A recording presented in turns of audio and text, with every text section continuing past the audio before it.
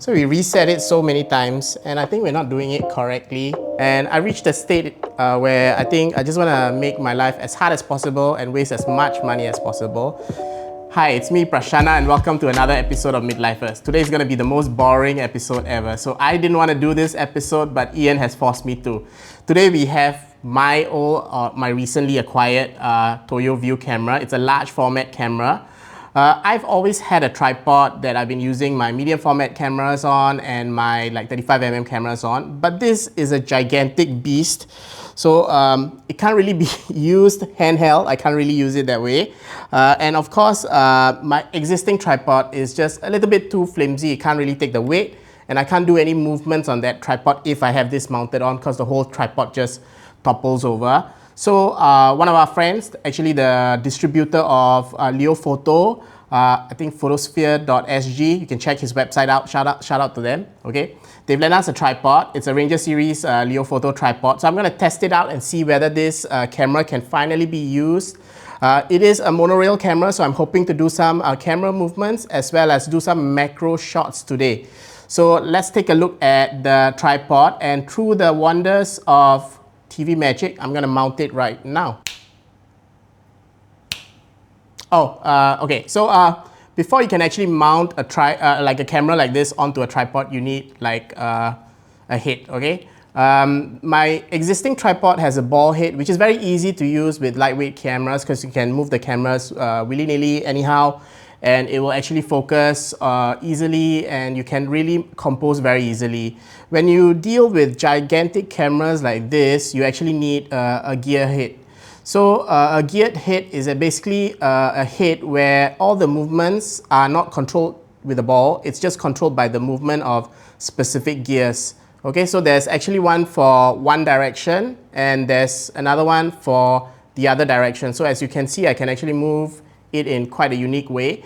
Let's try to mount up this camera. This geared head is also lent to us from the distributor of Leofoto. It's also a Leofoto geared head. It's a G20, I believe.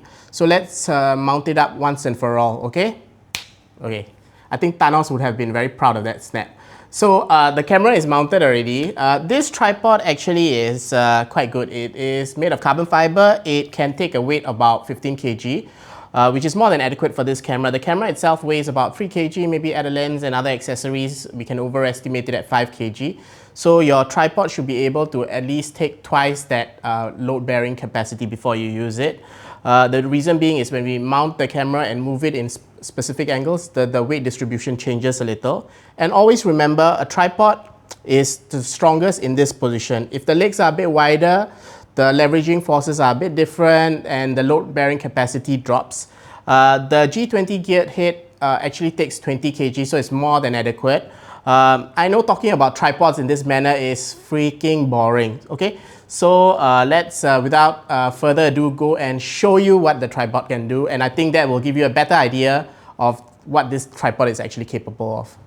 So I'm not going to bore you with boring details, but this carbon fiber tripod is very easy to use, okay? It's very easy in the sense that you see the camera is mounted a little bit off. I need it a bit lower, so it's quite easy to just turn all these things and to adjust it down. I didn't really have much of an issue, okay? And it's easy to tighten. I don't have any issues with it. I'm not really struggling with it. Normally when you buy a tripod, you got to make sure these features are easily available because when you're out in the scene taking landscape photography, especially if the light is changing very fast, you need something easy and quick to set up. The fact that it has auto locking legs, that's amazing. Also, I just have to open it and pull it all the way until it locks. Of course, if you want to go a bit wider, you can pull out this tab and then that enables you to adjust for a wider leg spread if you want. Alright, so one thing about the feet of these tripods is it has these interchangeable legs, okay? So you can change it to spikes if you want to, if you're going in very snowy, muddy environments, okay? They're interchangeable like this. They're not reversible because usually the reversible ones, they do get stuck. But other than that, I didn't really have any issues using this. I'm a bit of a germaphobe, so if I'm going into mud, I'll probably just wrap whatever tripod legs I have in plastic so that cleanup is a bit easier because I'm a proponent of making life a lot easier. the beauty of a view camera like this is you can basically convert any lens to shoot macro images. So we set up like this macro scene right here. We have a watch, we have quite a bit of lighting. And the nice thing about a gear head such as this is that I can actually compose the image very easily by turning the gears here. And it would precisely and accurately enable me to actually take a nice composition of the macro image. Had I used a ball head, it would have been very difficult to loosen and still balance the weight of the camera and just maybe tilt it like a degree or half a degree or 2 degrees to one side. There are actually 2 gears here that enables me to tilt forward, backward, and one more to let me tilt like side to side. Of course, it still has its usual panning and all that. But when you're actually composing macro images, I think you'll be mostly using these 2 gears, and that will enable you to actually take much nicer shots that you can compose very, very precisely.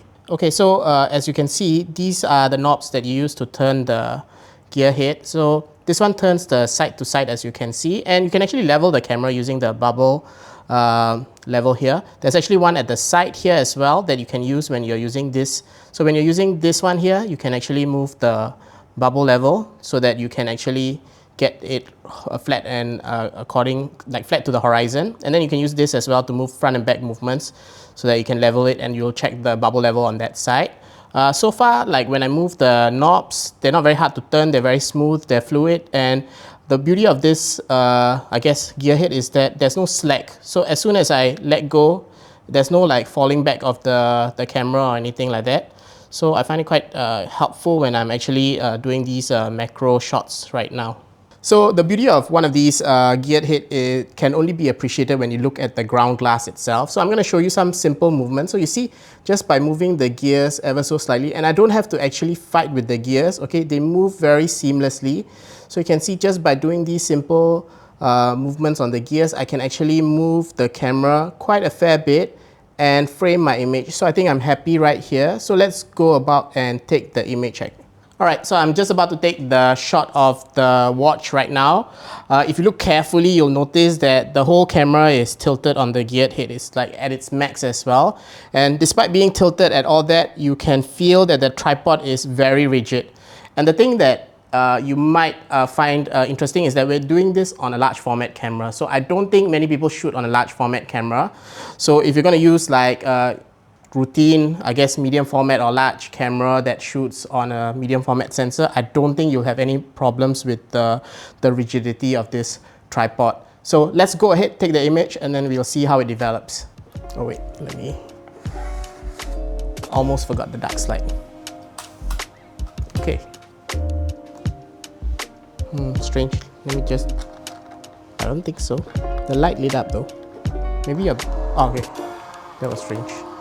Okay, let's wait and see. So we reset it so many times, and I think we're not doing it correctly. Half the time we're just moving the subject because it's easier than using camera movements. So I hope this next shot is really worth it. We're trying to get the branding captured a little bit better. So let's change the back and shoot some Instax. So I think everyone comes to a point where photography just becomes too easy for them, you know. And I reached a state where I think I just want to make my life as hard as possible and waste as much money as possible. So that's why I'm shooting on this large format camera. You have no idea how long it took us just to take a macro image of this timepiece right here. I think we set up like, the whole thing took us like 10 minutes to set up, whereas on a digital platform, you probably like take half a second to switch on and then another half a second just to focus, compose, and shoot your camera. But I guess photography is becoming more and more intentional for me, so I don't really mind the whole process. I've actually started developing my own sheet film in black and white as well. A little errors here and there, so I'm still learning from all the masters out there. But let's see the image. I think the images that come out of large format camera like this is, there's no way to describe it. So I just took this shot here, and this is the timepiece. It's still developing, okay? But I think the image looks beautiful. I think I probably just have to nail the focus a little bit more if I can. I think we'll scan it up later and then share with everyone. But other than that, I think I'm enjoying this whole process. I guess the more you get into a hobby, the deeper you go into the crux of the hobby, I think the harder you make your life. So as is classic Lomo fashion, I press the shutter button once and I press the film release once, but somehow it spat out 2 sets of images. So obviously one caught the face of the watch, but there seems to be a lot of glare. I don't know, we may try to retake the shot again. Let's see how it goes. I may try to underexpose a little bit more for the next shot. Let's shoot one more time and see whether we get a better shot. Okay, so we're gonna retake it again. Let's go. Done. Lomo, don't shoot out excess film.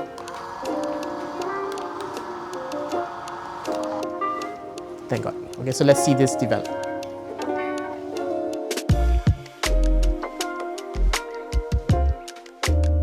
Alright, so these are the images we shot. I think Ian would have flashed them throughout the video. So I think I enjoyed myself using this tripod. Tripods, I think more or less, they work or they don't work. So this Leofoto tripod is quite stable, seems to get the job done. The thing that impressed me the most was the geared head. It really it made my life super simple, you know, and easy. I could adjust the camera so simply, you know, with just one finger without any issue. Of course, if you are in the market to look for a tripod or geared head, then I think you can drop by Rice Ball.